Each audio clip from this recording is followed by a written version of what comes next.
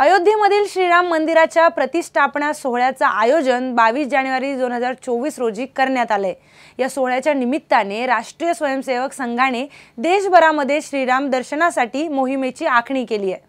याच अनुषंगाने आज 23 डिसेंबर रोजी अयोध्येतून आलेल्या अक्षतांचा कलश शिर्डी पंचक्रोशीतील रुई या गावात आणण्यात आला होता। या कार्यक्रमामध्ये सकल हिंदू समाजाने सहभागी व्हावे याचे आमंत्रण देण्यासाठी गावागावांमध्ये विश्व हिंदू परिषद आणि बजरंग दलाच्या वतीने अक्षता देण्यात येणार आहेत। रुई हे गाव संपूर्ण पंचक्रोशीमध्ये अखंड हरिनाम सप्ताहासाठी नावाजलेले आहे।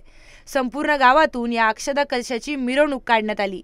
गावातील शाळकरी विद्यार्थ्यांनी ढोल ताशांच्या गजरात अक्षता कलशाचे स्वागत केले।